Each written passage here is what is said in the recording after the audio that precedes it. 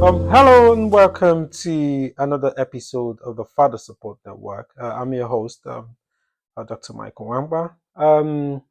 Before we get into today's topic, I would like to invite you to subscribe to the channel if you haven't already, and like this video. So I'll just get into it. Today's topic, I want to talk about when, as a father, you should introduce your child to a new partner. Um, well, there's no hard and fast rule about this one. I know there are different opinions regarding when you should introduce a new partner. People usually say, uh, I've heard some people say, it's better to introduce uh, at the initial stage of dating and see if there's going to be chemistry between your child and your new partner to see if your child is going to like a new partner, basically. Uh, and I think the rationale behind this is, you could have spent time building a relationship with this good person, and they might not necessarily have the same good relationship with your child, and there'll be like bonds and you know difficulties along with the in the relationship, and then you'd have to be forced to choose between your child and your new partner. That is the rationale behind that one. So that's all. Another opinion would be it's after you've taken your time, depending a year, 6 months, and you're comfortable, then you can then introduce to the child. I wouldn't necessarily say there's one. It's better than the other. Like I said, there's no hard and fast rule to this one. But eventually, when relationship breaks down, uh, people it depends. For some people, it's straight away. For some people take longer time to decide to move on to another person. But eventually, in most cases, people do move on with their lives, and you find someone. I've seen where people say, people usually that have kids, especially I say this with mothers, single mothers, where they say, well, my child is everything. My child comes above everything. So it means we come as a package. So you have to accept. But I've also seen situations where uh, the potential partner might not uh, accept the package. I've seen even in the case of a man, even as a single man, you've seen when you start dating, you've seen people that also would prefer to date a single man, and it always kind of amazes me how you get to a certain age and how someone could believe you could have been single without a child. But in many cases, we you get to a certain age, you get better, you would have had relationship, and if you had been lucky enough, you would have had kids. And if relationship had broken, or you're meeting someone at a certain, not like you're meeting someone in your 30s, in your 20s, early 20s, or even 90s. You're meeting someone at a bit of an advantage, maybe in the 30s. There's every likelihood that they would have been married before, or they would have been in a relationship, and they would have had kids, and they've separated, and that's why they're available for you to date. So the notion that we just gotta get single. Well, I don't know. There are single men and single women out there without kids. But I think by and large, everyone wants to have a relationship where you want the person to yourself. But unfortunately, in the world we live in, sometimes people come as a package. Uh, but that's not the focus of this talk. It is when do you and why? Why is it important? Sometimes when we get into a relationship with a single father or a single mother, we tend to think, we're just in a relationship with that person now. That's a fallacy. You're in a relationship. Welcome to a relationship with that person and every other person that they've made, and most importantly, their children.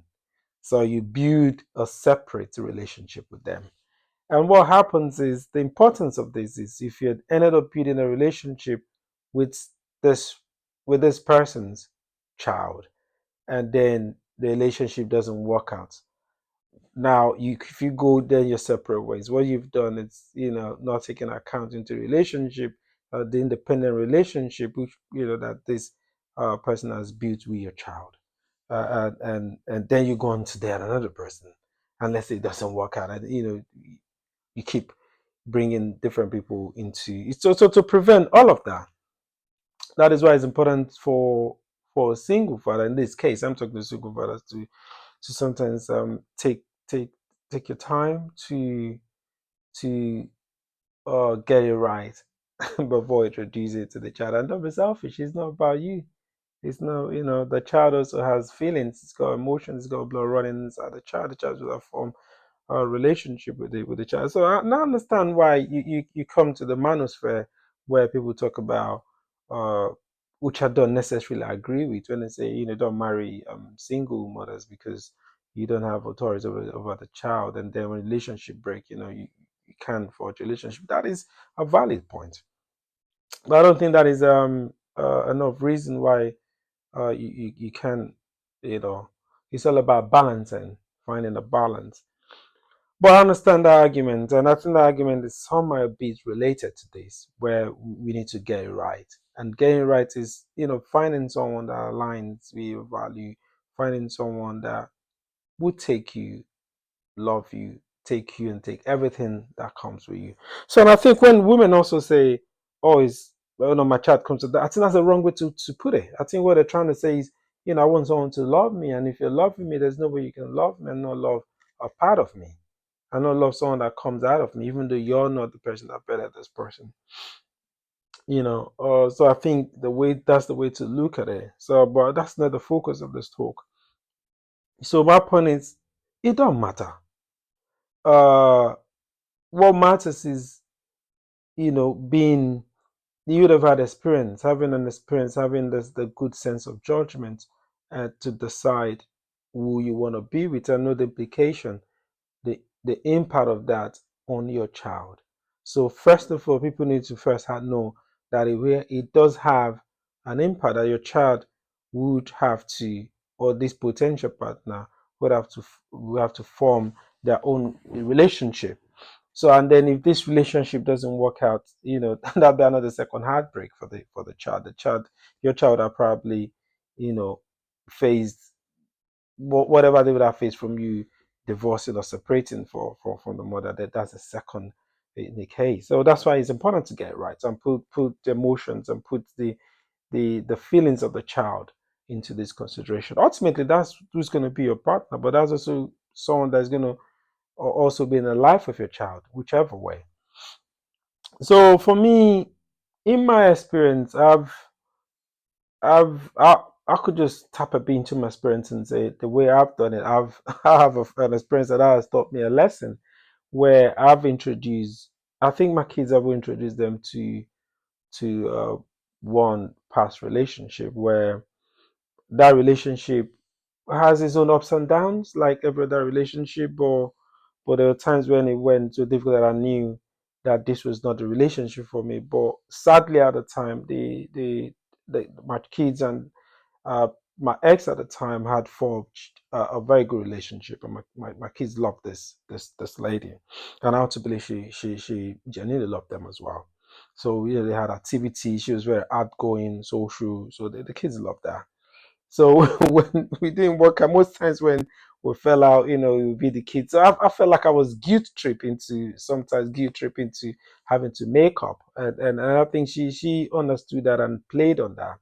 So times when I knew that this was not good for me, it was very difficult for me to end that relationship, and that relationship, put me into a lot of kind of like mental distress, put me into a lot of like kind of like emotional stress, because now you have to accommodate the feelings and emotions of the child of the children when they say to you, "Oh, where is this person?" Or no, and then it gets to a point where they're crying for this person, and they got to a point that the person that these people are crying, and then you're there as a man, and definitely 100% that this person is not good for you in the long term. But what can you do? So that taught me a lesson, and ever since I've been very very careful in how not to introduce a woman to my kids unless I'm very sure that this woman is the right person, and this woman genuinely loves me and generally have my best at heart.